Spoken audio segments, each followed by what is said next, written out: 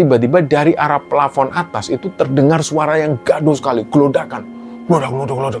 Jadi suara langkah kakinya itu cepat dan banyak banget. Ini benar-benar kayak teror. Semua orang kebangun dan melihat ke atas plafon dengan heran, kecuali Tante Humi. Anehnya, Tante Humi ini tertidur pulas di kamarnya, nggak terganggu sedikit pun. Dan nggak lama setelah suara orang yang berlarian di plafon itu berhenti, gantian Om Herman itu yang mengerang kesakitan, dan itu terjadi secara tiba-tiba. Jadi Pak Ruli ini langsung menegur, "Bu Humi, ini Pak Herman kenapa kok bisa gini? Ini harus dibawa ke rumah sakit segera loh Bu, kasihan Pak Herman ini kondisinya sudah kayak gini." Tante Humi ini cuma jawab, "Ya sudah Pak, minta tolong ya Pak dibawa. Saya nggak bisa angkat soalnya berat." Jawabannya enteng seperti itu, kayak dia ini lagi nyuruh orang yang buang sampah.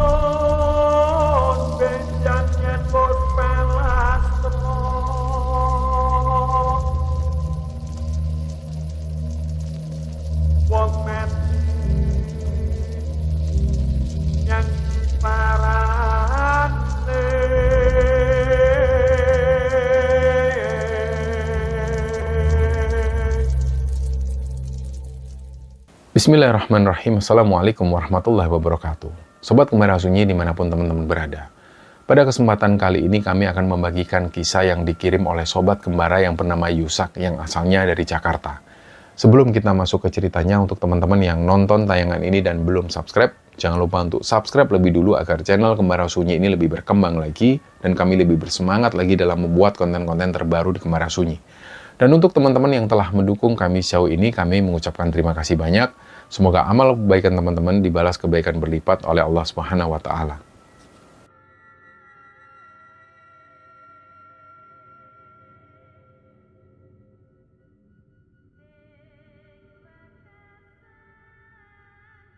Ya, cerita di episode kali ini teman-teman ceritanya dibagikan oleh Sobat Kembara yang bernama Yusak. Yusak sekarang ini sudah menetap dan tinggal di Jakarta. Dan Yusak sendiri ini nggak menceritakan secara detail di kota mana tepatnya peristiwa ini terjadi. Jadi dia cuma bilang bahwa kejadian ini ada di salah satu kota di Jawa. Jadi awal ceritanya seperti ini, kisah ini tuh tentang santet dan juga ilmu sihir yang dialami sendiri oleh Yusak dan keluarganya. Jadi ceritanya, Yusak ini sejak SD itu sudah sering kali dititipkan oleh orang tuanya di rumah tantenya. Nah, nama tantenya ini adalah Tante Humi. Dan Tante Humi ini adalah adik ipar dari ibunya Yusak. Jadi Tante Humi ini menikahnya itu menikah muda, dan sejak lulus SMA itu dia menikah dengan laki-laki yang namanya Herman. Jadi Yusak di sini memanggil laki-laki ini dengan panggilan Om Herman. Dan dari pernikahannya itu mereka kemudian mempunyai 4 orang anak laki-laki. Nah, anak yang ketiganya ini namanya Tius. Nah, usia Tius ini coba terpaut 1 tahun di bawah Yusak. Makanya dari situ kalau Yusak ini pas kebetulan main ke sana, main ke rumah Om Herman itu, Tius inilah yang paling akrab sama Yusak. Nah, suatu ketika Yusak ini dititipkan lagi di rumahnya Tante Humi itu. Alasannya karena ayahnya Yusak waktu itu dapat kerjaan proyek di luar kota yang nggak bisa ditinggal. Dan sedangkan ibunya Yusak pada waktu itu lagi lanjut kuliah S2 di luar kota, dan harus ngekos di kota itu. Dan kakaknya Yusak sendiri waktu itu tinggal sama ibunya di sana, sedangkan adiknya Yusak yang masih kecil ini ikut kakek dan neneknya di desa. Jadi Yusak sendirian dititipkan di rumah Tante Humi ini. Nah, rumah Tante Humi ini adalah rumah tua. Model bangunannya itu benar-benar kuno, kondisinya juga nggak terlalu terawat, dan kalau digambarkan oleh Yusak, yang Yusak ingat itu rumahnya itu mirip banget kayak bangsal rumah sakit zaman-zaman dulu. Lorongnya itu agak gelap, plafonnya tinggi dan catnya itu sudah mulai kusam dan agak serem memang. Dan kata sepupu-sepupu Yusak sendiri itu, di rumah itu sering ada penampakan sosok makhluk halus. Tapi anehnya, sepupu-sepupu Yusak ini kayak sudah terbiasa dengan hal itu. Dan ini beda banget sama Yusak. Jadi dia nggak pernah merasa nyaman tinggal di rumah itu. Kalau ketika dia masuk di rumah itu bawaannya gelisah terus karena ada hal-hal mistis yang sering terjadi yang dialami oleh Yusak. Nah, meskipun kejadian mistis ini, kejadiannya itu nggak sering dialami oleh Yusak. Tapi ya mau gimana lagi, Yusak ini harus membiasakan diri ketika dia tinggal di sana, ya dia mengabaikan hal-hal yang seperti itu. Dan kira-kira sudah 3 bulan, Yusak ini tinggal di rumah Tante Humi itu, lama-kelamaan Yusak sendiri ya mulai merasa santai. Selain karena dia ini selalu mainnya dengan Tius, Tante Humi juga memperlakukan Yusak itu dengan sangat baik sekali, sudah kayak anaknya sendiri. Dan menurut Yusak ya ini wajar karena ibunya Yusak itu juga selalu ngasih uang bulanan yang lumayan ke Tante Humi untuk biaya hidupnya Yusak. Nah, sekarang kita masuk ke inti cerita. Jadi suatu ketika, Yusak dan Tius ini pergi ke pasar. Mereka itu naik sepeda berboncengan. Nah, jarak dari rumah Tante Humi menuju ke pasar itu lumayan jauh. Ya, bisa dikatakan sekitar 3 kilometeran lah. Terus cuaca waktu itu panas banget, jadi mereka ini boncengan. Si Tius itu yang membonceng Yusak, sedangkan Yusak itu berdiri di belakang. Mereka panas-panasan menuju ke pasar, dan singkatnya, sampailah mereka di pasar. Nah, tujuan mereka ini cuma mau beli layang-layang dan juga petasan. Dan pas sampai di depan pasar itu, mereka bagi tugas. Yusak itu masuk ke pasar, dia mau beli layangan sama petasan, sedangkan Tius dia nunggu di depan pasar sambil jaga sepeda. Soalnya di situ rame banget, takutnya nanti sepedanya ini hilang kalau ditinggal. Nah, singkatnya Yusak ini masuk pasar, dan nggak lama, paling cuma 10 menitan, Yusak belanja itu. Pas Yusak keluar dari pasar itu, sambil dia bawa layang-layang dan petasan, dia bingung. Dia celinguan nyari Tius. Nah, di tempat parkiran tadi, ini Tius nggak ada. Sepedanya juga nggak ada. Yusak mikirnya, ini mungkin Tius ini geser ke tempat teduh, atau mungkin nyari warung, dia beli es atau apa. Tapi setelah dicari-cari nggak ketemu. Nah, nggak lama, Yusak ini ngeliat Tius itu berlarian dari arah jalan raya sambil teriak-teriak manggil Yusak. Dan wajahnya itu panik, dia sudah keringatan. Sak, sepedaku diambil orang, Sak. Nah, Yusak kaget di situ, ha? Loh, gimana ceritanya? Kan kamu tadi jaga sepeda di sini. Nah, Tius waktu itu ngos-ngosan, terus dia bilang, iya, tadi itu aku dibohongin sama orang. Aku tadi ditepuk pundakku, terus aku kayak nurut aja pas sepedaku diminta. Terus dia bawa sepedaku ke arah sana loh. Ternyata Tius ini kena gendam. Jadi tanpa pikir panjang, akhirnya Yusak dan Tius itu langsung lari ngejar orangnya. Mereka langsung stop angkutan umum, terus mereka naik angkot ngejar si maling yang tukang gendam tadi. Karena menurut Tius sendiri, orang itu belum lama perginya, dan dia ini bawa sepedanya si Tius itu.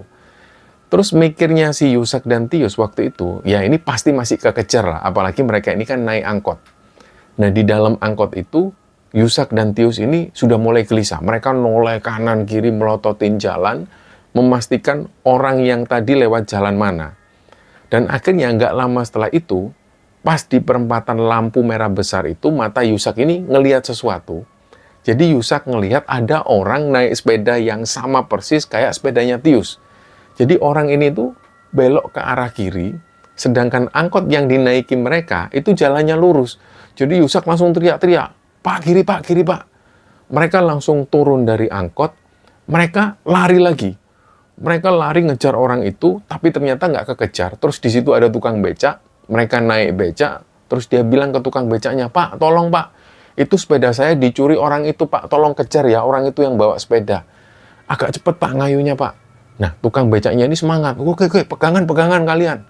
Dan memang benar, jaraknya itu makin dekat ketika dikejar oleh becak ini, masih kekejar lah. Terus tukang becak itu sempat bilang, Dek, itu kamu jangan teriakin dulu ya orangnya. Nanti kalau diteriakin malah dia kabur. Dan nanti sepedamu nanti dibawa lari. Dia nanti ngayunya kenceng. Kita deketin pelan-pelan. Ya, tapi waktu itu namanya Yusak dan Tius ini masih anak-anak SMP. Apalagi Tius yang waktu itu lagi emosi karena sepedanya hilang. pas jaraknya ini sudah makin dekat, Tius itu nggak sabar. Dia langsung berdiri di atas becak dan teriak kenceng banget ke arah maling sepeda itu. Maling, maling, woi berhenti, maling, maling. Nah, orang yang bawa sepeda Tius ini, dia sempat noleh ke belakang, wajahnya kaget. Mungkin dia berpikir, loh, anak-anak ini kok ngejar sampai ke sini. Dan ketika si orang ini tahu kalau dia dikejar, dia bukannya malah berhenti, dia malah makin kenceng ngayuh sepedanya. Dia masuk ke gang kecil yang nggak bisa dilewatin oleh becak, dan pada akhirnya Tius dan Yusak ini kehilangan jejak. Mereka lemes di situ. Mereka pun turun dari becak dengan perasaan yang kecewa, dan mereka ini sudah terlalu jauh ketika ngejar maling ini. Dan apesnya lagi, ongkos mereka ini itu juga sudah habis untuk bayar angkot dan bayar becak tadi. Jadi waktu itu, satu-satunya cara ini ya, mereka harus jalan kaki. Mereka jalan kaki menuju ke perempatan jalan raya besar tadi. Rencananya mereka ini mau numpang mobil bak terbuka atau numpang orang yang lewat.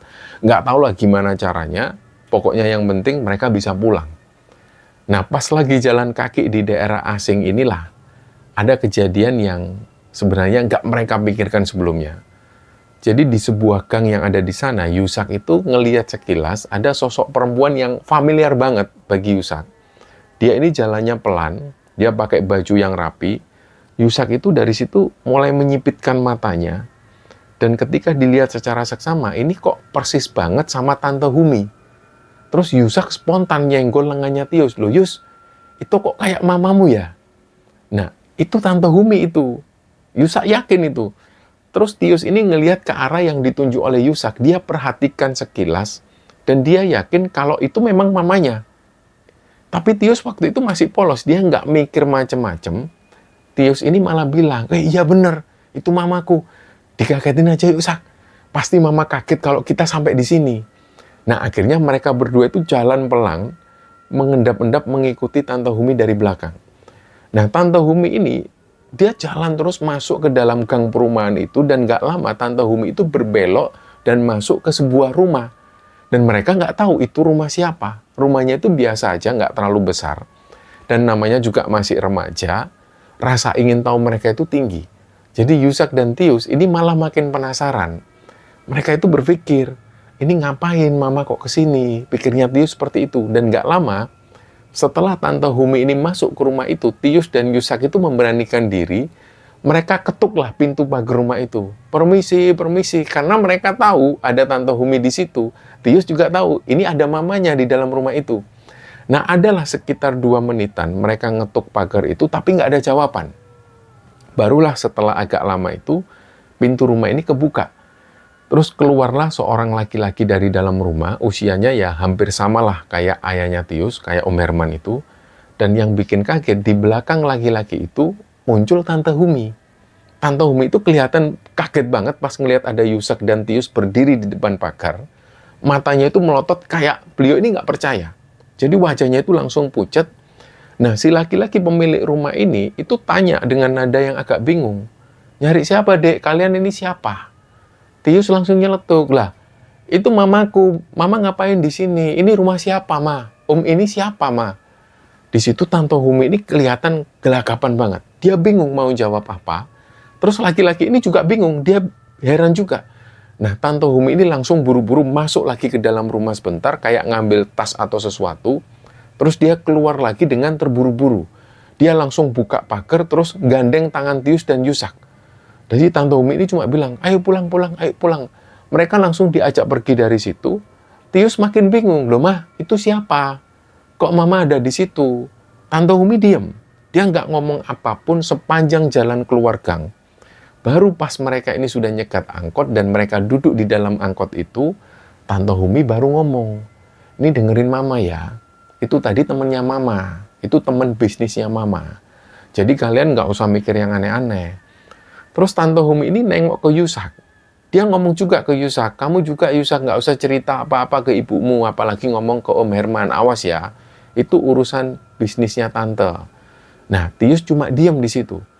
Tapi sebagai anak kelas 2 SMP, Tius dan Yusak itu sebenarnya sedikit paham kalau ada yang nggak beres dengan Tante Humi ini. Ini masa juga urusan bisnis ini di rumah orang sampai seperti itu. Dan kenapa kok waktu itu Tante Humi ini panik banget? Nah, singkatnya, Sampailah mereka di rumah, jadi Tius ini sudah nggak kepikiran lagi soal sepedanya yang hilang itu. Sepeda yang hilang ini sudah dilupakan karena ada masalah yang lebih besar. Dan begitu sampai di rumah, pas banget Om Herman ada di rumah. Dan di luar dugaan, Tius ini dia jujur banget, dia ceplos-ceplos, dia langsung cerita belak-belakan ke papanya. Nah mungkin karena dia masih kesel ketika sepedanya hilang, ditambah lagi ketika dia ngeliat mamanya sama laki-laki lain. Jadi di hadapan Om Herman itu, Tius cerita, "Pak, tadi aku lihat mama di rumah laki-laki lain, Pak. Mama selingkuh, Pak." Nah, ketika mendengar omongan anaknya ini, Om Herman itu kaget. Jadi Om Herman ini langsung ngelihat ke arah Tante Humi. Tante Humi itu terdiam di situ. Dia nggak bisa ngomong apa-apa. Dan pada akhirnya sejak sore itu, setelah Tius ini ngomongin hal itu, jadi rumah itu berasa kayak neraka. Rumah ini panas. Antara Om Herman dan Tante Humi itu sering banget bertengkar. Jadi di situ yang didengar oleh Yusak hampir setiap hari itu ada teriakan dari mereka berdua. Kadang-kadang ada suara barang pecah di banting. Dan Yusak ini cuma bisa ngumpet di kamar sama Tius. Bahkan puncak-puncaknya Om Herman itu pergi dari rumah. Dan beliau itu sempat nggak pulang selama sekitar 5 harian. Dan selama 5 hari itu suasananya ini suram banget. Tius sendiri ini jadi agak pendiam. Jarang ngobrol lagi sama Yusak. Jadi dia sering ngelamun. Dan Yusak sendiri itu merasa serba salah. Dia nggak bisa ngapa-ngapain. Dia mau nelpon ibunya juga takut dimarahi oleh Tante Humi. Tapi ketika di momen Om Herman nggak pulang itu, Tante Humi ini malah semakin menjadi-jadi. Dia malah terang-terangan ngajak selingkuhannya itu ke rumah. Dan kita sebut saja nama selingkuhannya ini Om Wereng. Jadi Yusak ini sempat ngelihat orangnya. Orang yang namanya Om Wereng ini. Om Wereng ini kalau dibandingin sama Om Herman itu jauh banget. Jauh banget. Om Wereng ini nggak begitu keren. Badannya juga kurus, kulitnya agak gelap, rambutnya juga acak-acakan. Kelihatan banget kayak orang yang nggak punya apa-apa. Dan belakangan Yusak tahu kalau Om Wereng ini itu malah sering minta uang ke Tante Humi. Dan ada sekitar 2 harian Om Wereng ini nginep di rumah Tante Humi. Ya kita bisa membayangkan suaminya atau Om Herman itu lagi pergi dari rumah karena marah. Ini kok Tante Humi itu malah bawa laki-laki lain ke rumah. Laki-laki selingkuhannya itu. Yusak dan Tius ini cuma bisa diam. Mereka takut. Mereka nggak berani keluar kamar kalau ada Om Wereng di ruang tengah. Dan singkatnya waktu pun berjalan, suatu hari tiba-tiba Om Herman ini pulang. Pas Om Herman pulang, suasananya itu langsung berubah. Jadi Tante Humi ini yang tadinya keras kepala, itu tiba-tiba langsung bersimpu di hadapan Om Herman. Dia minta maaf ke Om Herman. Bahkan Yusak ngelihat sendiri, Tante Humi itu sampai mencium kaki Om Herman sambil nangis-nangis. Dan dia di situ berjanji nggak akan mengulangi lagi perbuatannya. Jadi di situ Tante Humi ini sumpah-sumpah. Dia berjanji bakal jadi istri yang baik. Dan Om Herman sendiri yang dasarnya itu memang sabar beliau dan dia selalu sayang keluarga. Akhirnya Om Herman ini pun luluh.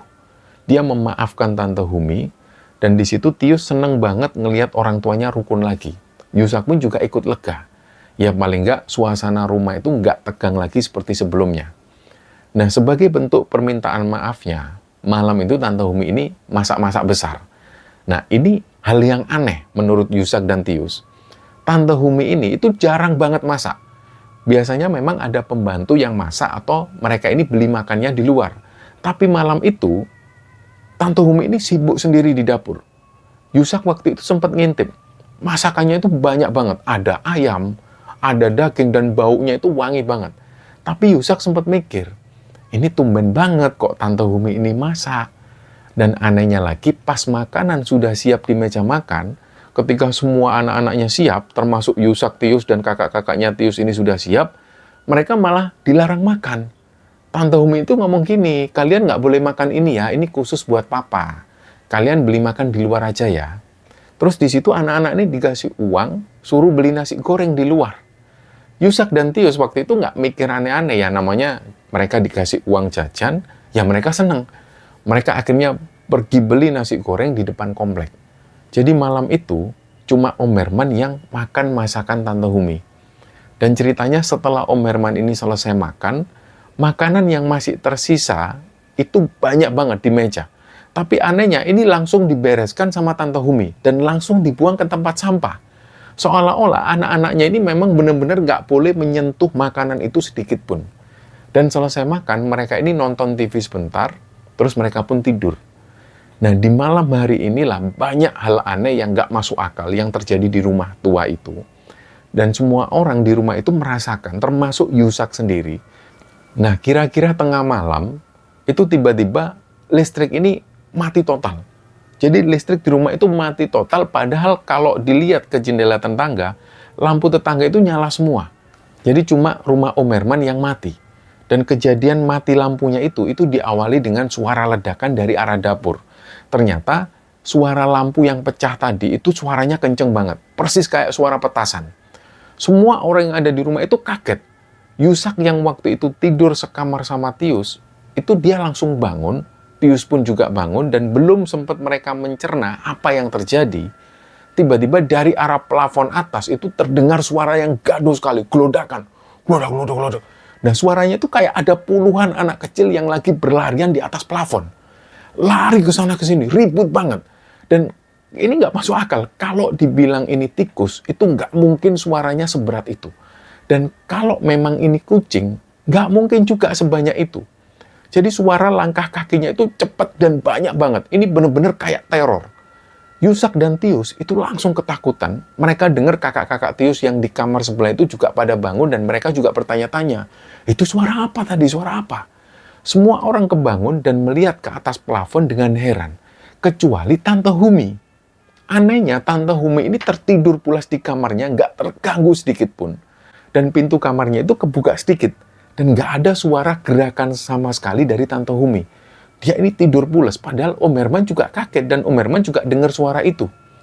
Dan nggak lama setelah suara orang yang berlarian di plafon itu berhenti, gantian Om Herman itu yang mengerang kesakitan dan itu terjadi secara tiba-tiba. Yusak dan Tius itu langsung memeriksa kondisi Om Herman. Mereka lihat Om Herman itu sudah jatuh tersungkur di lantai dan Om Herman waktu itu memegangi perutnya. Beliau ini guling-guling di lantai, saking sakitnya. Dan dia tuh kayak, seolah-olah kayak barusan dipukul orang persis di bagian perut. Wajah Om Herman ini sudah pucat. Dan beliau terus mengerang kesakitan. Yusak dan Tius bingung, dia harus ngapain. Jadi Tius langsung mengguncang-guncang tubuh Tante Humi yang masih tidur di kasur itu. Tius ini bilang, "Mama bangun, Ma, Papa sakit, Ma." Tante Humi ini akhirnya bangun. Dan di situ kakaknya Tius ini juga nggak bisa ngapa-ngapain. Nah, ketika Tante Humi bangun, dia ngucek-ngucek mata.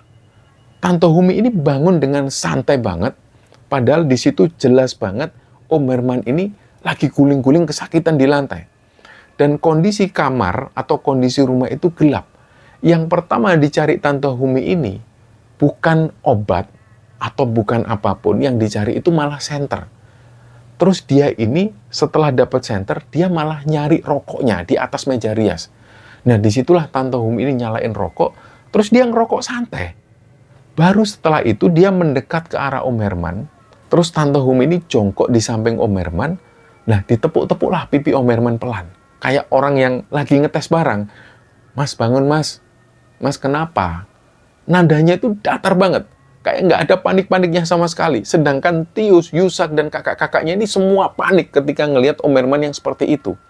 Dan Om Herman ini masih terus mengerang. Matanya itu melotot nahan sakit. Dan ketika ngelihat Tante Humi yang kayaknya ini nggak bisa diandalkan, Yusak pun berinisiatif, "Udahlah, aku panggil Pak Ruli aja ya." Yusak langsung lari keluar rumah menuju rumah tetangga depan. Jadi tetangga mereka ini namanya Pak Ruli. Itu rumahnya persis di depan rumah Om Herman. Biasanya memang jam segitu beliau ini belum tidur. Dan ternyata benar. Pak Ruli waktu itu masih ada di ruang TV, beliau lagi nonton TV.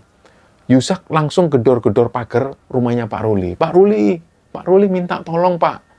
Pak Ruli akhirnya keluar, beliau juga kaget, "Loh, ada apa saat malam-malam gini?" "Itu Pak, Om Herman sakit, Pak, minta tolong, Pak. Tadi beliaunya mendadak jatuh."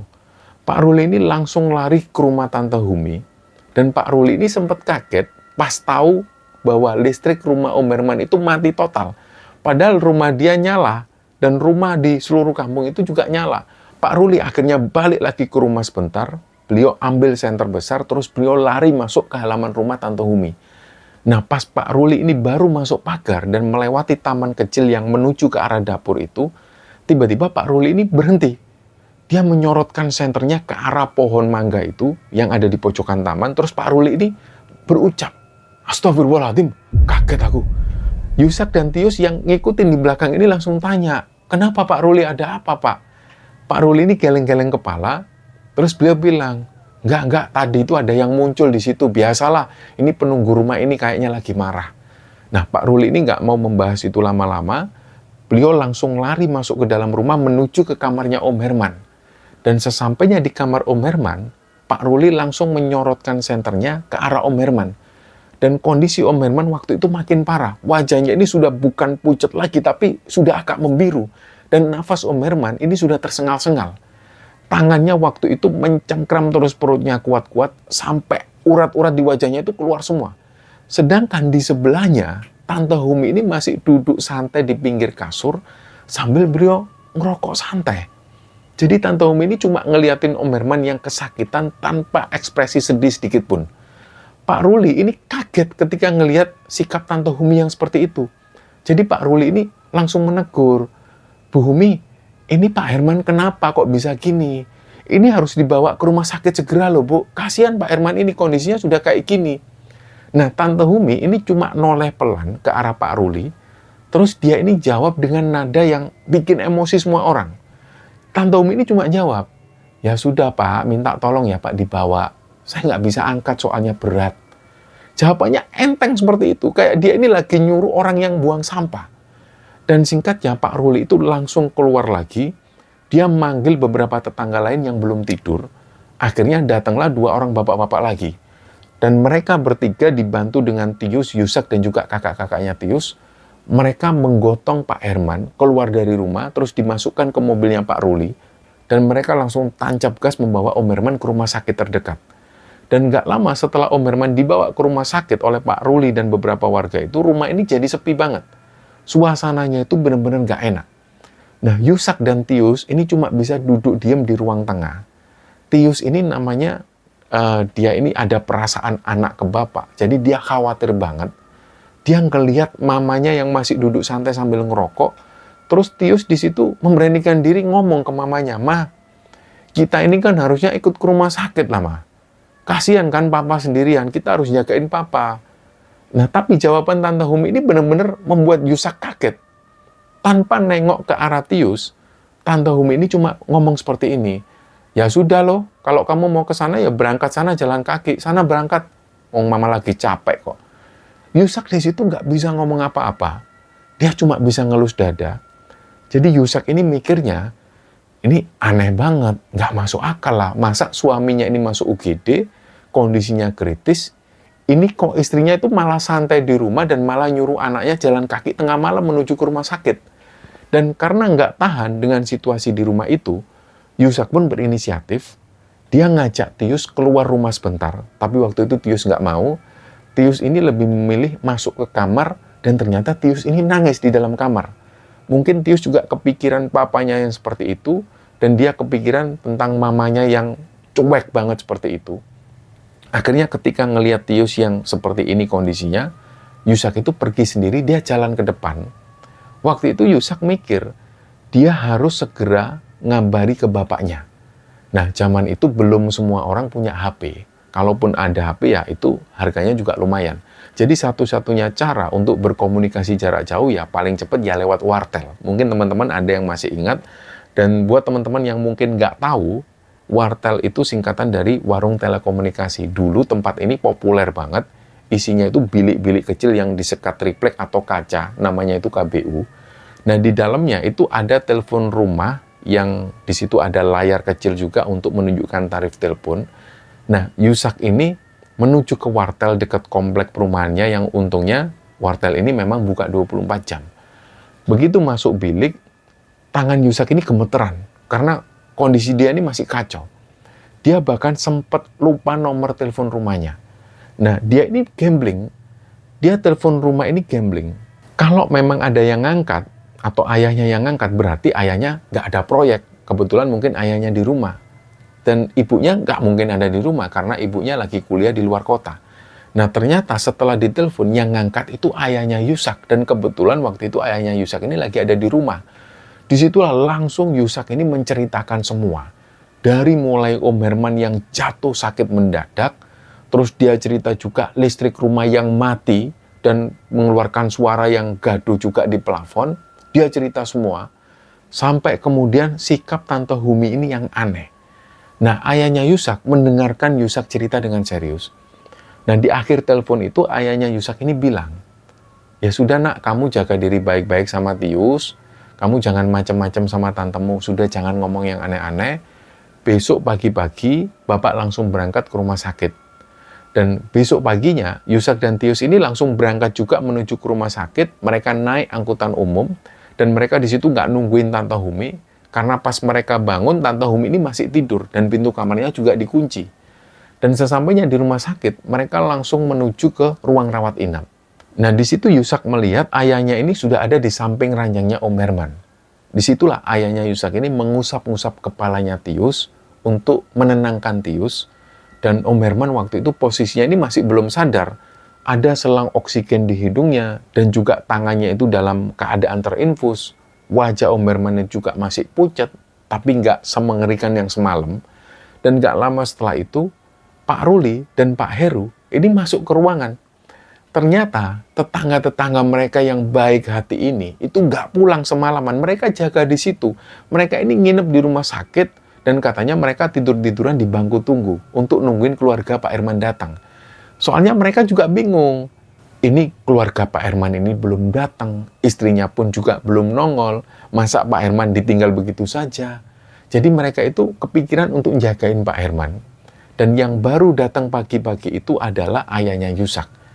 Jadi Pak Ruli dan tetangga lain itu kelihatan banget kalau mereka ini nahan emosi. Mereka gregetan banget sama Tante Humi. Mereka itu sempat ngomong ke ayahnya Yusak. Iya Pak, itu istri macam apa kok kayak gitu, suaminya seperti ini kok nggak nongol batang hidungnya.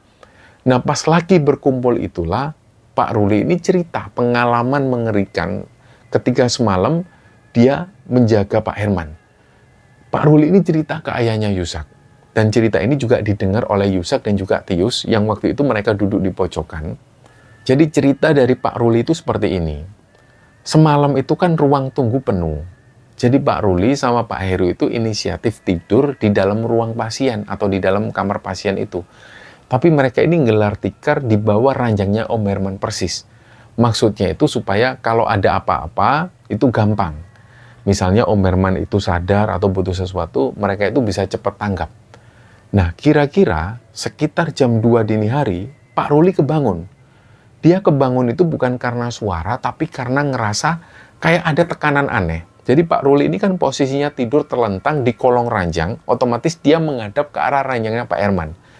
Nah, waktu itu Pak Ruli ini dengar ada suara kriek, kriek, itu suaranya dari ranjang di atasnya. Artinya suaranya itu dari ranjangnya Pak Herman. Terus Pak Ruli itu lihat, beliau ini masih terlentang, beliau ngelihat kasur atau pir di bagian bawah ranjang Pak Herman itu kayak jeglong ke bawah. Jadi kayak ada orang yang berat banget yang lagi berdiri di atas kasurnya Pak Herman dan kayak sengaja nginjak-nginjak kasur itu. Jadi kasur itu sampai jeglong ke bawah, terus naik lagi, terus jeglong lagi. Persis kayak ada orang yang loncat atau jalan di atas tubuhnya Pak Herman. Disitulah Pak Ruli kaget.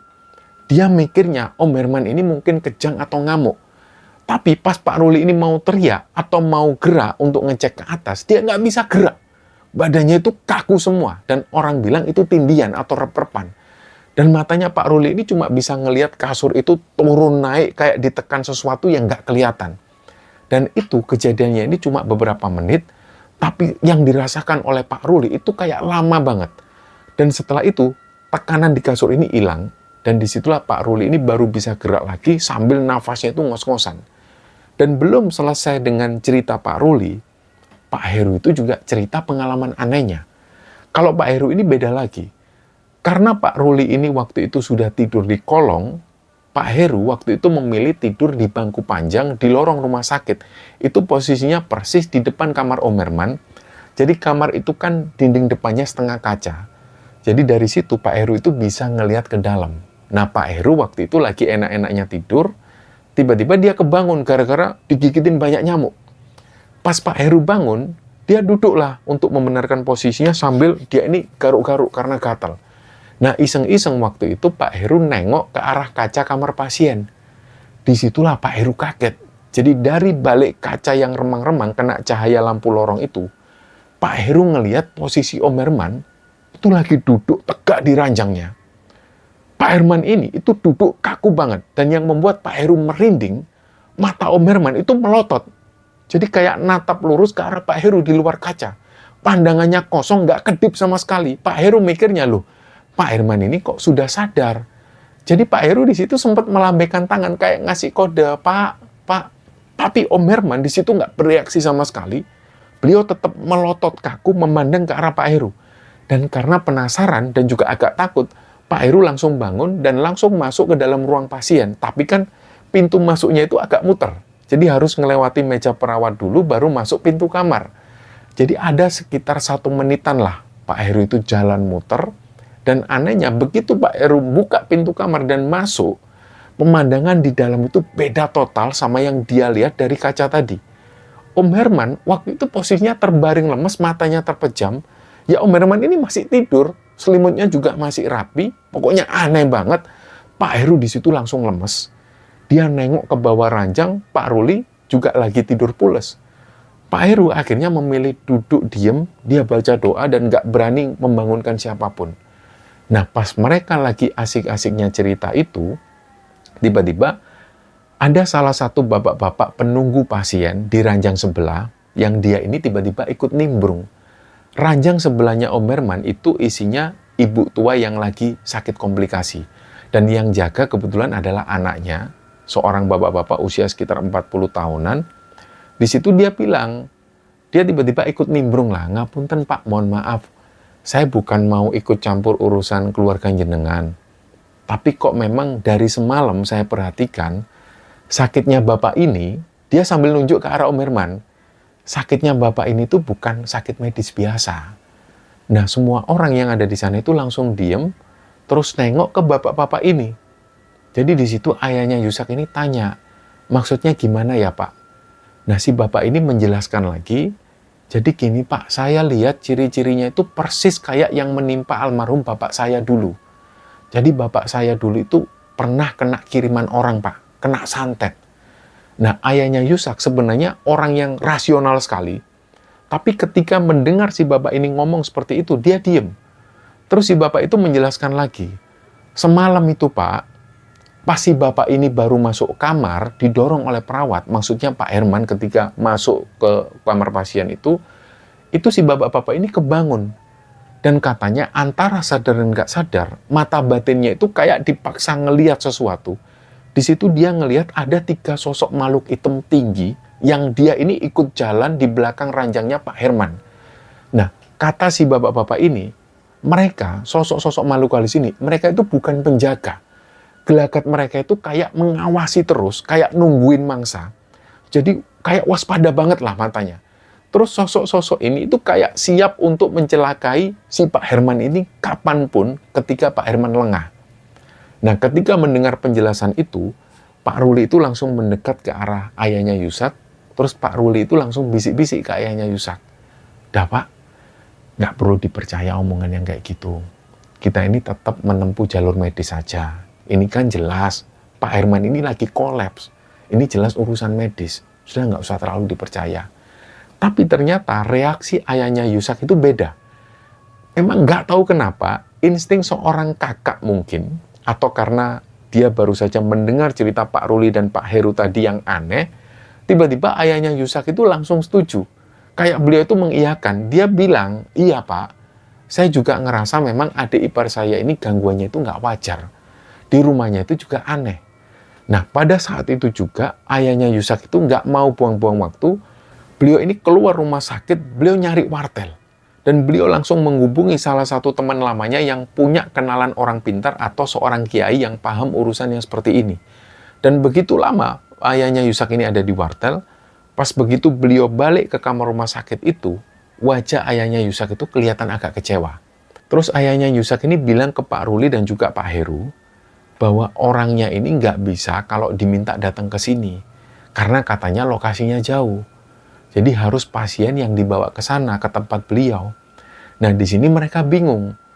Karena jelas nggak mungkin Om Herman dibawa keluar rumah sakit sekarang pada saat itu juga. Dokter pasti ngamuk. Lagian kondisi Om Herman ini masih belum sadar sepenuhnya. Akhirnya ayahnya Yusak itu mengambil keputusan yang tegas. Beliau bakal membiarkan Om Herman dirawat di rumah sakit selama 3 hari. Jadi Om Herman ini hanya dikasih waktu 3 hari.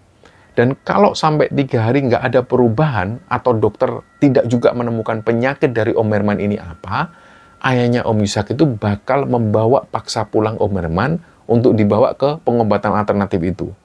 Dan singkat cerita, waktu pun berjalan, 3 hari berlalu, dan selama 3 hari itu, Yusak dan Tius ini nggak bisa ke rumah sakit, karena mereka harus sekolah dan mengikuti kegiatan yang banyak sekali, dan ketika sudah pulang dari sekolah, mereka sudah capek kondisinya, dan mereka langsung tidur. Jadi yang jaga di rumah sakit full itu adalah ayahnya Yusak.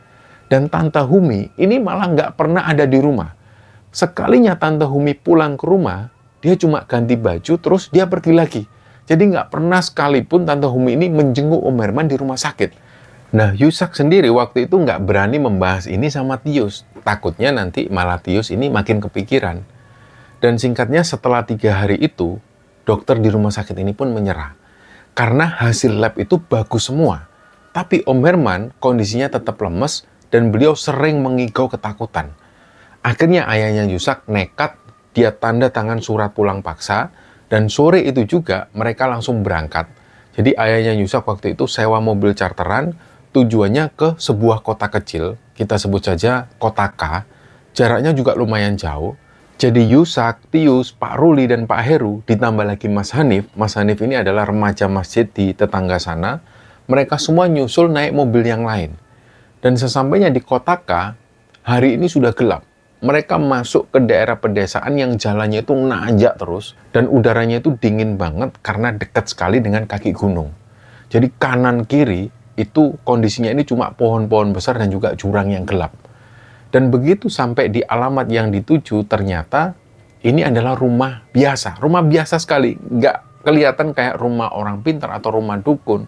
Jadi rumah ini adalah rumahnya Pak Lim. Pak Lim ini unik orangnya. Dia bukan dukun, bukan juga ustadz yang pakai gamis. Beliau ini sebenarnya adalah ketua RT di desa itu. Jadi sehari-hari kerjanya Pak Lim ini sebagai seorang tukang pijit refleksi. Dan ayahnya Yusak ceritanya mengenal Pak Lim itu dulu ketika pas ayahnya Yusak ada proyek bendungan di dekat desa situ.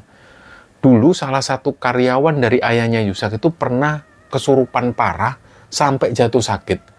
Kemudian setelah dibawa ke dokter, ini dia nggak sembuh-sembuh. Dan ketika dibawa ke Pak Lim, dia sembuh total. Waktu itu Pak Lim ini cuma mijet pasiennya ini sama dikasih jamu.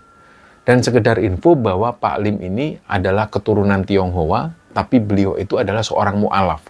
Dan Pak Lim ini orangnya ramah banget. Logat Jawanya juga masih medok, kromo inggil alus banget, dan beliau sangat fasih berbahasa Jawa yang inggil. Dan waktu itu, begitu rombongan Yusak sampai, ternyata ayahnya Yusak itu sudah ada di sana. Dan Om Herman ini sudah dibaringkan di sebuah kamar, yang kamar itu pintunya sengaja dibuka lebar-lebar. Jadi dari ruang tamu, Yusak dan yang lain itu bisa ngelihat jelas kondisi Om Herman. Terus di momen itu Pak Lim ini keluar dari belakang, beliau membawa handuk kecil, beliau ramah banget, terus beliau bilang, ayo monggo lo, diminum dulu tehnya. Nah, istrinya Pak Lim sendiri itu sibuk di dapur menyiapkan ramuan herbal.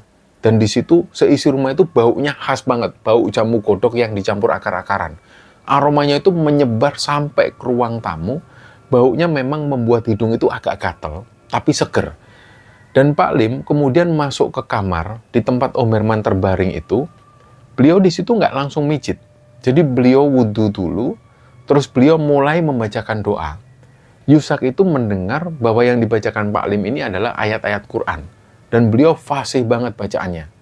Dan ini sekedar info juga teman-teman bahwa Yusak dan keluarganya ini adalah penganut Kristen. Jadi dia nggak seberapa paham yang dibacakan oleh Pak Lim, tapi dia yakin kalau Pak Lim waktu itu lagi baca ayat Quran.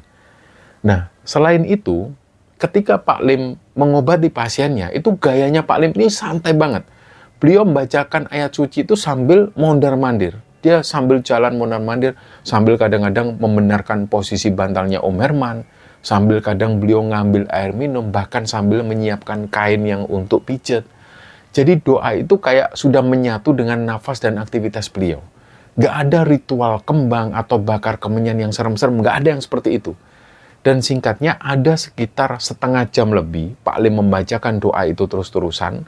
Dan setelah itu Pak Lim ini duduk di bagian kepala Om Herman. Beliau mulai mijit bagian dahi dan juga pelipis Om Herman pakai minyak. Jadi yang dipijit itu kayak minyak kelapa dicampur bawang lanang. Sambil mijit itu, mulut Pak Lim ini terus komat kamit. Beliau berzikir. Dan tangan Pak Lim itu cepat banget gerakannya. Om Herman yang tadinya diem, itu tiba-tiba mulai mengerutkan dahi kayak kesakitan. Padahal pijitan Pak Lim itu kelihatan pelan banget kalau dilihat dari luar. Dan sekitar 20 menit kemudian, Pak Lim keluar dari kamar sambil ngelap keringat di dahinya. Padahal udara di sana itu dingin banget, tapi Pak Lim itu keringetan kayak orang habis lari. Pak Lim langsung nyamperin ayahnya Yusak dan juga nyamperin rombongan di ruang tamu itu. Dan Pak Lim itu ngomong seperti ini. Ini gini ya, sambil nunggu Pak Herman sadar, nanti beliau itu harus minum jamu yang dibuatkan istri saya. Itu diminum sampai habis. Terus Pak Lim ini ngomong sesuatu. Pak Herman ini nggak bisa dibawa pulang sekarang. Jadi beliau harus nginep sini, insya Allah paling lama seminggu, paling lama. Nah ayahnya Yusak tanya, kenapa kok gitu Pak Lim? Ini apa adik saya ini parah banget. Pak Lim itu nunjuk ke arah luar rumah. Ya sampai lihat di luar itu, gelap kan? Tapi kalau saya ini ngelihatnya di luar rumah saya itu sudah banyak yang nunggu Pak. Itu semua nungguin Pak Herman. Rame banget di situ, itu semua makhluk laknat kiriman orang ini. Nah, Yusak sama Tius itu kan refleks, dia langsung nengok ke arah pintu depan. Dan memang mereka nggak ngelihat apa-apa. Tapi rasanya itu kayak ada ribuan mata yang ngintip dari balik kegelapan hutan itu. Terus Pak Lim itu ngomong seperti ini, jadi mereka ini itu nggak bisa masuk ke halaman rumah saya karena sudah saya pageri. Tapi kalau Pak Herman nekat keluar malam ini juga, ya habislah Pak Herman. Langsung disergap sama mereka. Jadi baiknya, Pak Herman, biar kami rawat dulu di sini sampai benar-benar pengaruh negatifnya hilang, Pak. Dan satu lagi, malam ini saya mau minta petunjuk sama Allah. Saya mau sholat istiqoroh. Saya mau cari tahu siapa pelakunya. Dan saya ingin tahu tujuannya apa dia melakukan ini ke Pak Herman. Dan kalau nanti setelah tahu siapa pelakunya, insya Allah, kalau Allah mengizinkan, saya akan kembalikan sihir itu pada pelakunya. Ini bukan buat balas dendam ya Pak, tapi buat pelajaran bagi dia, supaya dia berhenti bermain-main sama sihir. Nah, biar dia rasakan sendiri apa yang dirasakan Pak Herman sekarang. Di situ semua orang terdiam. Dalam hati Yusak ini dia bertanya-tanya, ya kira-kira siapa ya yang tega ngirim santet sekejam ini ke Om Herman? Dan waktu itu, nggak tahu kenapa Yusak ini, itu tiba-tiba kepikiran Tante Humi. Jadi waktu itu Yusak ini sempat batin, masa iya Tante Humi ya? Nah akhirnya singkat cerita hari itu, Yusak dan Tius ini diantar pulang ke rumah, sedangkan Om Herman itu masih harus dirawat intensif di rumah Pak Lim untuk pemulihan total. Dan begitu Yusak dan Tius sampai di rumah, mereka kaget ternyata di rumah, di ruang tengah itu sudah ada Om Wereng, selingkuhannya Tante Humi itu. Dan ini benar-benar tolol. Tante Humi ini, suaminya lagi sekarat, dia ini malah masukkan laki-laki lain ke rumah, masukkan selingkuhannya itu. Dan mereka ini lagi duduk santai kayak nggak ada beban sama sekali. Dan ketika ngelihat pemandangan itu, Tius yang selama ini diam, dia langsung meledak amarahnya. Dan namanya juga anak laki-laki yang ketika ngelihat bapaknya disakiti seperti itu, Tius langsung lari ke dapur. Nah mikirnya si Yusak, waduh jangan-jangan Tius ini ambil pisau atau ambil apa. Ternyata Tius itu ambil botol sirup kaca yang masih ada isinya. Botol itu ada di dekat kulkas. Terus botol itu dipecahkan bagian bawahnya oleh Tius. Terus dia pegang leher botol yang tajam itu, dijadikan kayak senjata. Nah disitulah Tius ini lari ke ruang tengah. Dia arahkan pecahan botol itu ke perutnya Om Wereng. Sambil dia ini teriak-teriak, pergi kamu, pergi, gue bunuh lo. Nah disitulah Tius ini teriak histeris. Untungnya dari belakang si Yusak itu megangin badan Tius erat-erat. Jadi dia benar-benar nekat mau nusuk perutnya Om Wereng. Nah Tante Humi langsung teriak ketakutan. Beliau ini teriak-teriak, Tius, jangan Tius, gila kamu Tius. Nah dia berusaha menghalangi badan Tius. Nah pas kejadian itulah posisi Pak Ruli ini beliau baru saja parkirkan mobilnya di depan rumah. Pas ketika mendengar suara teriakan Tante Humi yang teriak histeris semacam itu, Pak Ruli itu langsung lari masuk ke dalam rumahnya Om Herman. Pak Ruli ini kaget banget ngelihat Tius yang lagi megang pecahan botol itu dan mau menyerang laki-laki asing ini. Pak Ruli langsung nangkep tangannya Tius, dia peluk dari belakang, terus sambil Pak Ruli ini bilang, sudah, sabar, lihat saya, kamu jangan kebawa emosi, kamu ini kenapa? Tius di situ masih berontak sambil dia ini nangis kejer. Nah, disitulah Pak Ruli ini baru menyadari kalau di rumah itu ada laki-laki lain. Nah, Pak Ruli ngelihat ke arah Om Reng ini. Pak Ruli ini sebenarnya belum tahu kalau laki-laki ini adalah selingkuhannya Tante Humi. Selama ini Pak Ruli itu taunya hal ini cuma jadi desas-desus. Nah, barulah di situ Yusak ini kebawa emosi juga. Akhirnya Yusak cerita semua itu ke Pak Ruli dengan suara atau nada yang agak tinggi. Itu selingkuhannya Tante Humi itu, Pak. Tolong, Pak, usir dia, Pak. Pak Ruli ini geleng-geleng kepala. Beliau waktu itu benar-benar nggak habis pikir. Ini orang gila bener. Suaminya lagi berjuang antara hidup dan mati. Disiksa penyakit yang aneh sampai harus dibawa keluar kota. Di rumah ini istrinya malah enak-enakan seneng-seneng sama selingkuhannya. Pak Ruli nggak main-main kali itu. Beliau langsung ambil sikap tegas sebagai warga dan juga tetangga. Beliau lapor ke Pak RT dan juga Pak RW setempat saat itu juga. Dan kebetulan kok waktu itu lagi banyak orang-orang yang kumpul. Akhirnya berita ini langsung nyebar cepat banget. Dalam hitungan menit, rumah Tante Humi ini sudah digeruduk massa. Warga yang sudah lama curiga dan sudah lama kesel, mereka keluar semua dan mereka teriak-teriak minta supaya Om Reng ini keluar dari rumah. Suasananya waktu itu chaos banget. Warga sudah mau main hakim sendiri. Ada yang sudah bawa kayu, ada yang bawa batu. Mereka semua emosi ngelihat kelakuan Tante Humi ini. Tapi untungnya, Pak Ruli di situ pasang badan. Beliau ngelarang warga main hakim sendiri. Pak, jangan main hakim sendiri. Saya nggak minta seperti itu. Kita serahkan orang ini ke polisi atau kita usir. Jangan dikeroyok di sini nanti, Pak, jadi masalah baru. Nah, di tengah kacauan itu, Om Reng itu ngambil kesempatan. Ternyata dia kabur lewat pintu belakang. Katanya dia loncat pagar terus lari.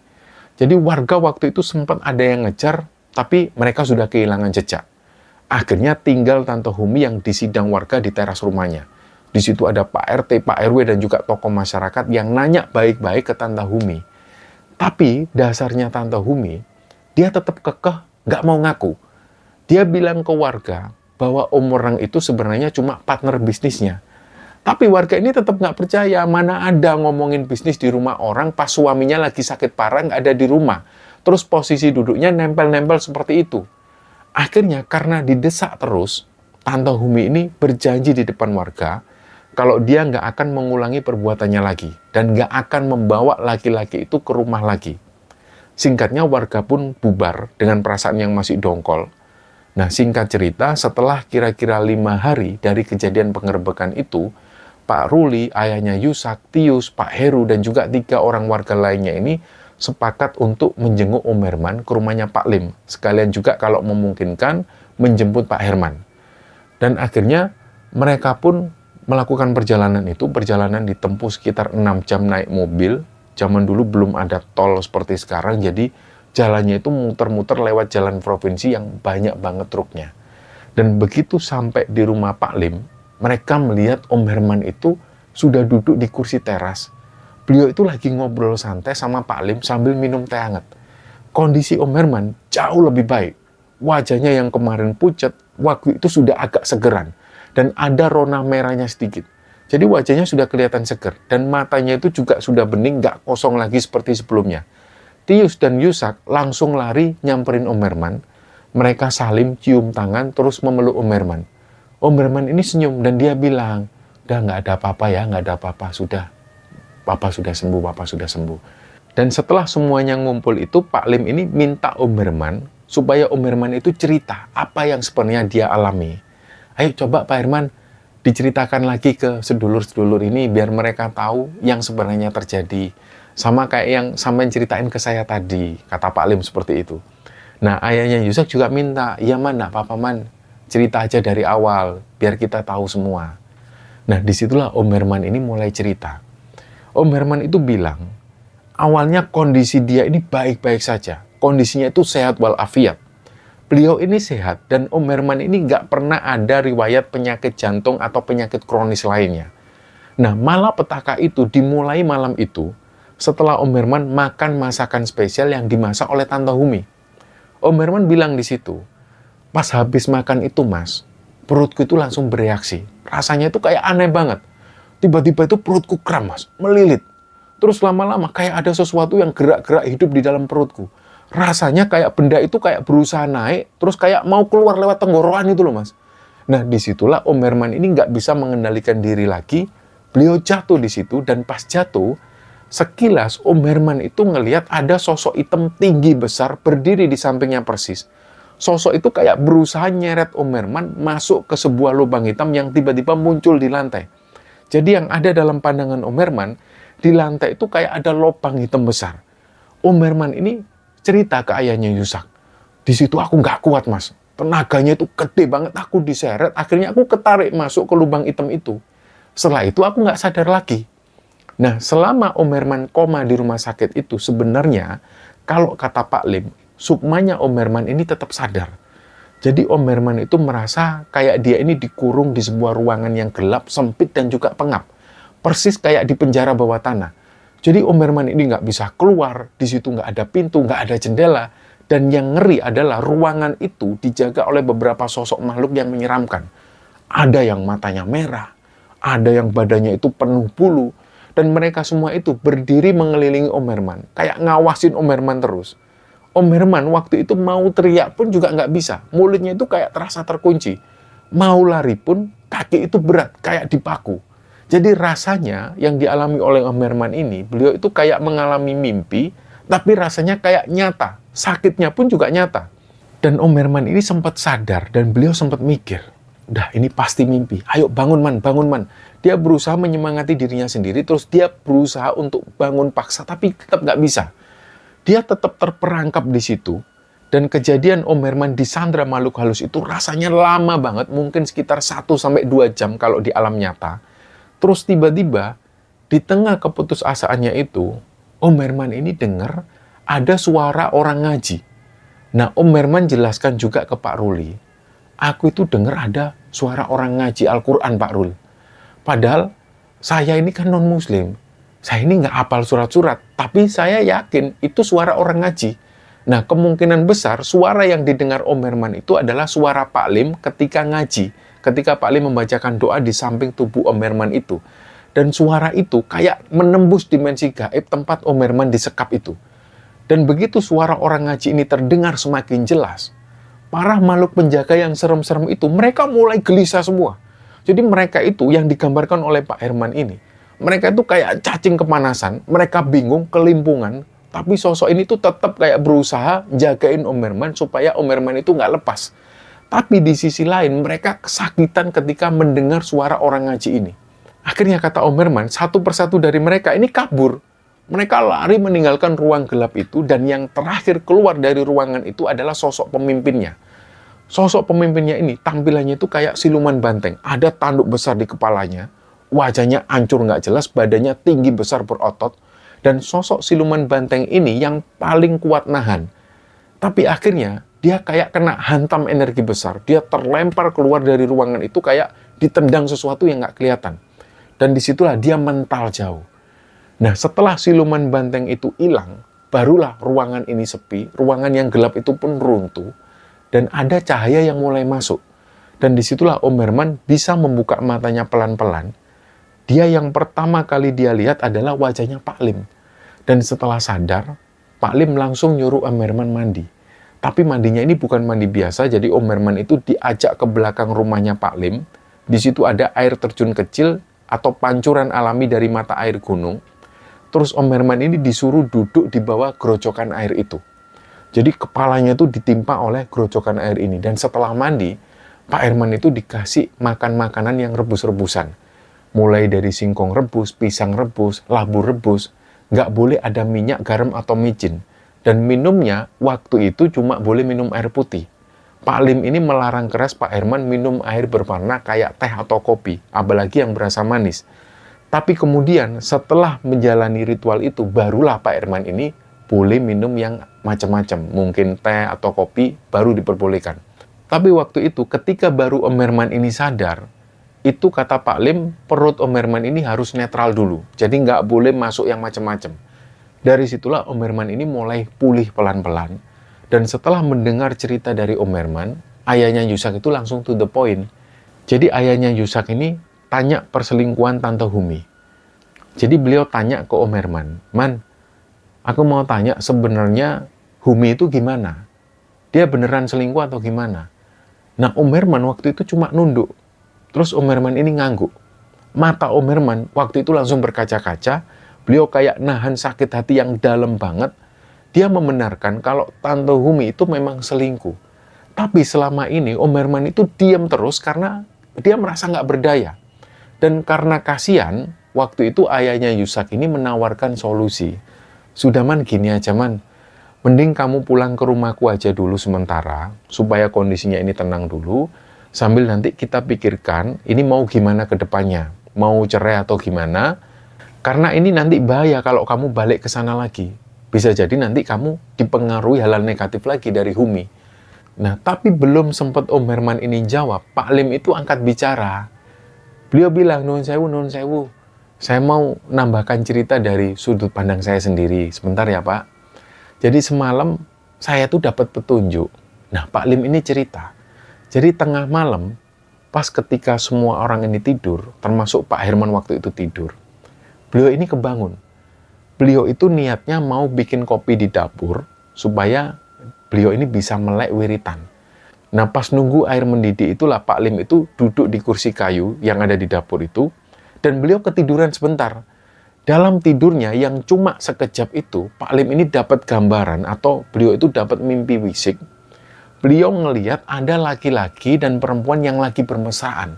Dan mohon maaf, mereka itu lagi melakukan hubungan suami istri. Dan wajahnya itu jelas banget. Yang membuat Pak Lim kaget adalah di mimpinya itu, persetubuhan haram mereka ini disaksikan langsung oleh Pak Herman. Jadi Pak Herman waktu itu berdiri di situ ngeliatin istrinya ini dikeloni orang lain. Tapi Pak Herman waktu itu diam, mata Pak Herman kosong, dan yang lebih mengerikan lagi, di sekeliling ranjang tempat mereka maksiat itu, banyak banget sosok makhluk halus yang menyeramkan. Jadi mereka di situ mengelilingi orang yang bersetubuh ini sambil ketawa-ketawa. Seolah-olah persetubuhan itu jadi tontonan hiburan buat mereka. Dan mimpi itu nggak lama, terus Pak Lim itu kebangun, beliau langsung ingat air rebusannya tadi. Nah disitulah Pak Lim menyimpulkan dengan tegas, bahwa yang mengirim sihir ke Pak Herman, ini jelas pelakunya adalah istrinya sendiri, dan selingkuhannya itu. Dan nggak salah lagi, entah ini ide siapa duluan, yang jelas mereka berdua, entah Tante Humi, entah Om Wereng, yang jelas mereka berdua itu sudah bersekongkol. Niat mereka jahat, mereka itu mau menyingkirkan Pak Herman, supaya mereka bisa bebas, sekaligus mereka mau menguasai harta Pak Herman. Mungkin seperti itu. Dan mendengar kesimpulan dari Pak Lim, nggak ada yang kaget di situ. Jadi Pak Ruli, Pak Heru, ayahnya Yusak, Tius, apalagi Yusak sendiri, semuanya itu cuma bisa manggut-manggut. Dalam hati mereka, mereka sudah bisa nebak dari awal. Feeling mereka ini nggak meleset. Pasti pelakunya adalah Tante Humi. Akhirnya Om Herman ini ngomong ke ayahnya Yusak, Mas, gini Mas, aku nggak perlu tinggal di rumah sampean. Aku bakal pulang ke rumahku sendiri. Itu rumahku Mas, aku yang beli pakai uang keringatku sendiri. Aku sudah putuskan bulat, aku akan ceraikan Humi. Detik ini juga, dia nggak bakal boleh nginjak rumahku lagi. Nah, kata-kata Om Herman itu tegas banget. Mungkin beliau sudah habis kesabarannya. Dan ternyata belakangan, ketika Yusak ini sudah masuk SMA, dan dia sudah tinggal lagi sama orang tuanya, posisi waktu itu Om Herman dan Tante Humi ini sudah cerai ceritanya. Nah, suatu hari, ayahnya Yusak itu cerita ke Yusak, ini posisi Yusak sudah SMA. Nah, ternyata kata ayahnya Yusak, dulunya Om Herman itu sempat curhat rahasia ke ayahnya Yusak. Tapi ini tanpa sepengetahuan Pak Lim atau Pak Ruli. Jadi Pak Lim dan Pak Ruli belum mengetahui cerita ini. Om Herman itu sempat bilang, sebenarnya Tante Humi itu selingkuhnya ini sudah cukup lama dengan yang namanya Om Wereng ini. Dan ketika Tius dan Yusak waktu itu memergoki Tante Humi di rumah laki-laki lain, sebenarnya Om Herman waktu itu kaget dan marah, tapi marahnya itu bukan karena mendengar kabar perselingkuhan itu, Tapi Om Herman ini kaget. Loh, ini kok Tius sama Yusak ini sampai bisa tahu? Kok mereka sampai bisa lihat? Ternyata Om Herman ini sebenarnya kayak sudah lama kena guna-guna. Ini terbukti dari pengakuan Om Herman sendiri. Jadi Om Herman bilang, seringkali kalau rumah lagi sepi itu, Tante Humi itu bahkan nekat bawa Om Reng ke rumah. Padahal di rumah itu ada Om Herman. Mereka ini masuk kamar berdua, ngunci pintu, sedangkan Om Herman duduk di ruang tamu, dan ini yang nggak masuk akal. Om Herman yang suami sahnya, dia ada di ruang tamu, sedangkan istrinya sama laki-laki lain ada di kamar. Tapi anehnya Om Herman itu kayak nggak bisa ngapa-ngapain. Ini bukan karena Om Herman takut sama Om Reng, bukan juga karena Om Herman ini takut sama Tante Humi, bukan. Tapi badan Om Herman waktu itu kayak terkunci. Pikirannya itu tiba-tiba buntu. Jadi ada energi berat yang membuat dia ini cuma diem, bengong, dan kayak menerima nasib. Dan Om Herman sadar bahwa itu salah. Hatinya teriak, tapi mulut dan badannya itu nggak bisa gerak untuk membuat perlawanan. Jadi disitulah Om Herman ini cuma bisa nangis dalam hati, mendengar suara-suara dari dalam kamar. Dan kejadian gila seperti itu terjadi sampai sekitar 4 kali dalam rentang waktu sekitar 3 bulanan. Ini gila, benar-benar gila. Nah, sihir pembungkam ini, itu mungkin mulai luntur, atau mungkin ada celah, dan pas Om Herman mendengar laporan dari Tius, dia tiba-tiba bisa marah besar. Itu artinya, pengaruh sihirnya ini sempat putus sebentar. Dan mungkin karena kaget ngelihat Om Herman bisa ngamuk, Tante Humi dan Om Reng itu panik akhirnya. Mereka sadar bahwa sihir lamanya ini mungkin sudah nggak mempan lagi. Makanya di situ mereka nekat untuk membuat rencana baru yang lebih jahat. Jadi mereka perbarui sihirnya pakai media makanan spesial malam itu, dan mereka ini juga ternyata sudah nanam buhul santet di bawah tempat tidurnya Om Herman. Ini untuk membuat Om Herman menderita sekalian. Tapi alhamdulillahnya Tuhan masih melindungi Om Herman lewat jalannya Pak Lim. Dan setelah perceraian itu, kehidupan Om Herman dan anak-anak ini berubah drastis. Semua anak-anak Om Herman, termasuk Tius, itu tinggal bareng Om Herman. Dan Tante Humi sudah diusir pergi dan nggak tahu nasibnya gimana sampai hari ini mereka juga nggak tahu. Kabarnya Tante Humi ini hidupnya lontang-lantung. Tapi yang sedih, dampak psikologisnya ini kenanya ke Tius. Bahwa setelah tahu tentang fakta ibunya yang berselingkuh dan dia harus mengalami kejadian horor yang seperti itu, Tius ini berubah. Dia bukan lagi Tius yang ceria, yang suka main dengan Yusak seperti dulu. Tius ini jadi orang yang pendiam. Dia semakin tertutup, dia orangnya sensitif, dan gak asik lagi lah kalau diajak ngobrol. Dia ini kayak punya trauma yang mendalam. Dan pas SMA, Yusak itu jadi jarang banget ketemu atau bahkan ngobrol sama Tius. Paling ketemunya ya cuma pas perayaan Natal atau acara keluarga, itu pun cuma say hello. Jadi hubungan mereka ini jadi renggang karena luka masa lalu yang terlalu pahit. Dan dari kisah ini teman-teman, kita seolah ditampar oleh kenyataan bahwa perselingkuhan itu bukan sekedar untuk mencari kesenangan atau pelarian sesat, melainkan ini adalah sebuah racun yang mematikan logika dan hati nurani. Kita bisa lihat betapa mengerikannya ketika nafsu sudah menguasai akal sehat. Dalam kisah ini, seorang istri itu tega bahkan bersekongkol dengan selingkuhannya, menggunakan ilmu hitam untuk mencelakai suaminya sendiri yang sudah banting tulang demi keluarga. Dan pengkhianatan ini bukan hanya menghancurkan ikatan pernikahan, tapi juga menghancurkan kemanusiaan pelakunya. Coba kita lihat zaman sekarang, moral masyarakat itu sudah makin bobrok. Kita setiap kali buka media sosial, isinya itu penuh dengan berita perselingkuhan. Mereka mengumbar aib rumah tangga itu seolah ini adalah drama hiburan yang patut dirayakan. Dan yang paling mengerikan adalah, hari ini, perselingkuhan dan perzinahan itu seolah dianggap hal yang lumrah. Dipertontonkan secara terang-terangan, dibahas sambil ketawa-ketawa. Seolah dosa besar ini adalah hal yang biasa. Jadi stop menormalisasi selingkuh dan juga zina. Jangan pernah mewajarkan perbuatan bejat ini hanya karena banyak orang yang melakukannya. Dan kita bermohon pada Allah semoga kita semua dijauhkan dari perbuatan semacam ini. Dan semoga kisah ini bisa kita ambil hikmah dan bisa kita ambil pelajaran. Mohon maaf jika ada salah-salah kata. Wassalamualaikum warahmatullahi wabarakatuh.